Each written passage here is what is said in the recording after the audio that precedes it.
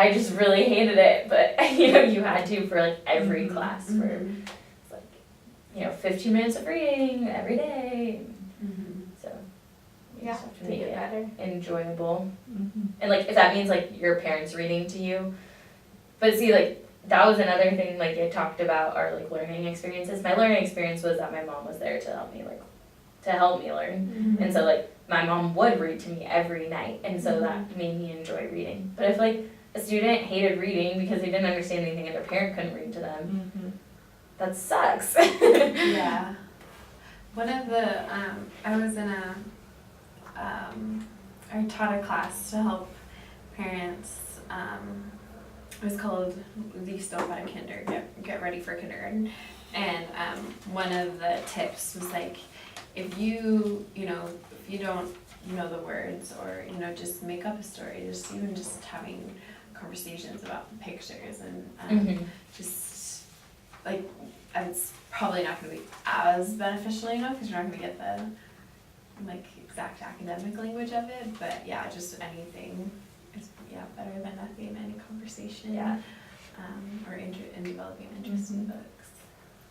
But yeah, it's totally true. A big barrier probably for a lot of ELL parents too. I mean, the end of this has us talk about like discuss the experiences that you may have encountered with academic language and like, no wait, where was it? I don't know, where we talked about our own. After the video. The last two questions.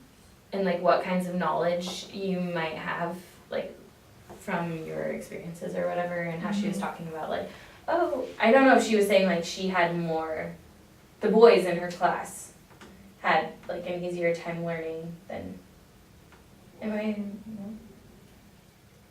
remember this.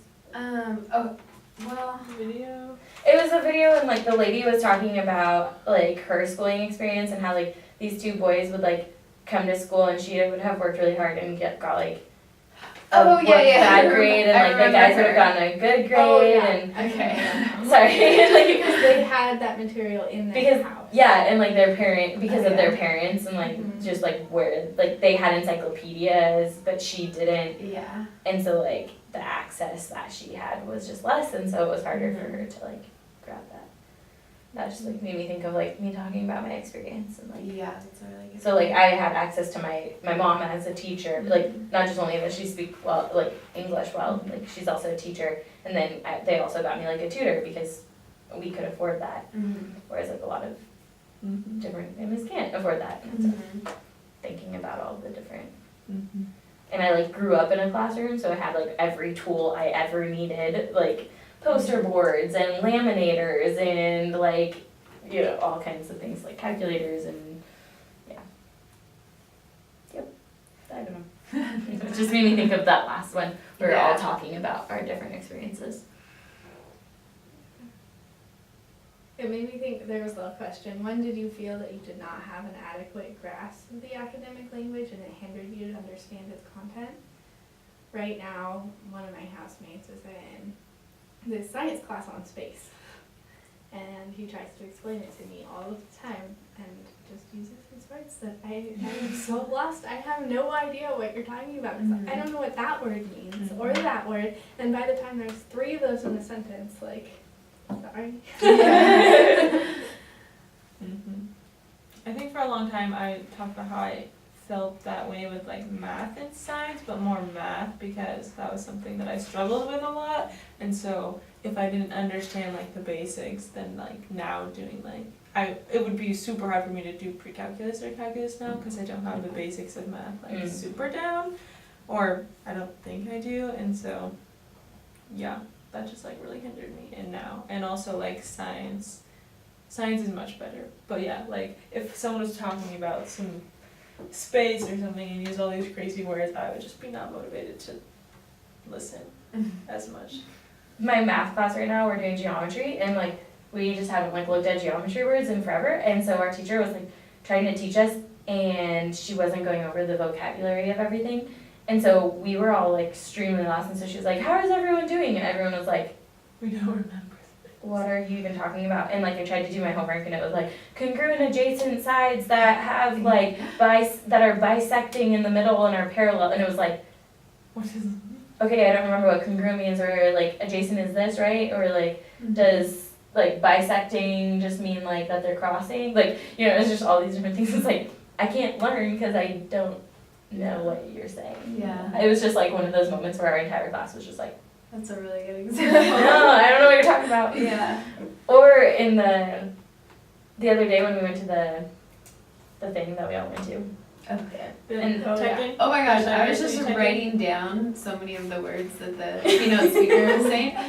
I'm like, I need to like look up all of these words. Yeah, I That was hard. honestly, I just checked out. I had no idea what she was saying because I was like, you're not saying this in a way that is accessible to everyone. Yeah. And it was open to everyone. So I was really intrigued why she chose to speak like that. She was really speaking to like her graduate students, Mhm. kind of.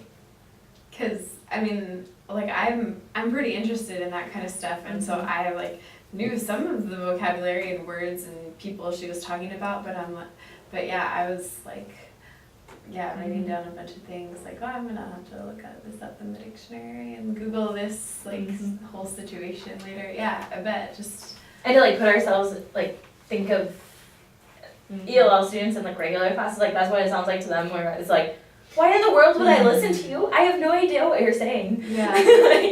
like why would I try? And she didn't have really like any like support to like make it easier to understand. Yeah. Yeah, that's a No good one. PowerPoint. Nothing, yeah. Nothing. So you're just like looking at her and it's like Trying to remember what she said. put Yeah. pieces together, but Yeah.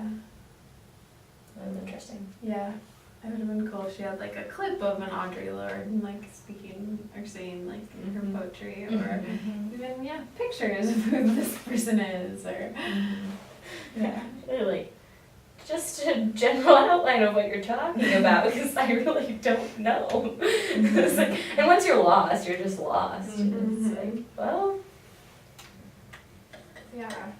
I think she could have started prefacing it a little better. She was like, okay, Audre Lorde, black feminist person who writes poetry, got this award, then was questioning why she got this award because she hadn't gotten this award before. What? Why? that made so much more sense than what she said. I didn't even know that much, to be honest.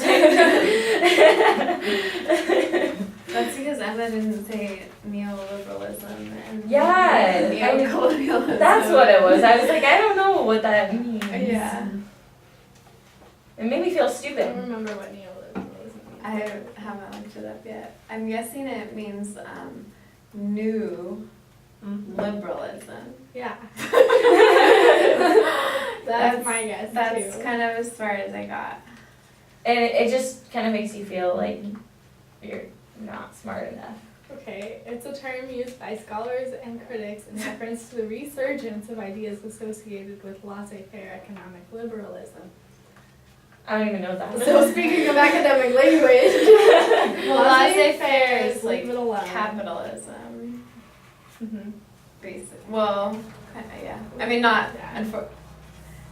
Yeah, we don't really have We don't laissez. I mean, we think we do, but we don't really, because we have so much. We have taxes. Yeah, and subsidies and Yeah. regulations, and which I'm fine with. But yeah.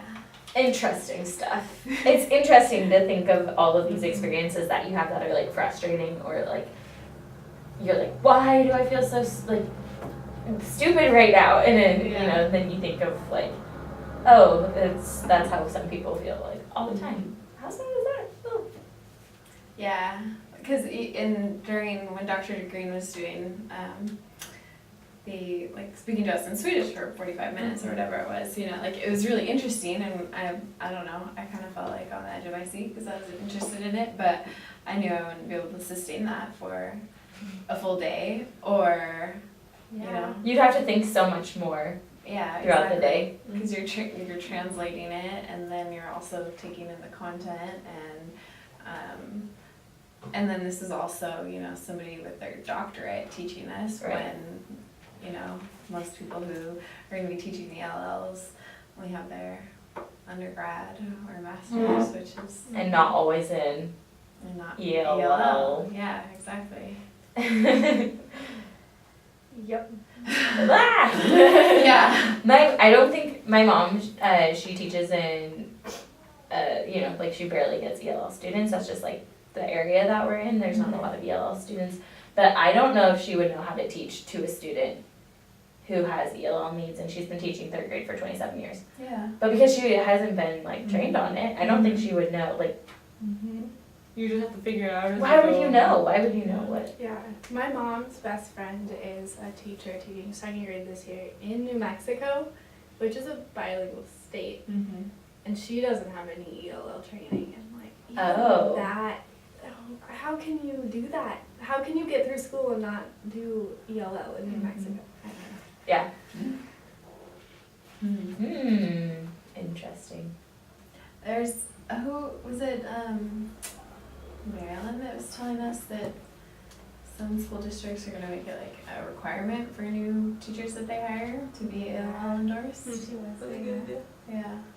When my boyfriend got a job in Kent, they were saying that Yeah, it was Kent. if he like went there, that they would like pay for him to go to school and like get his ELL endorsement and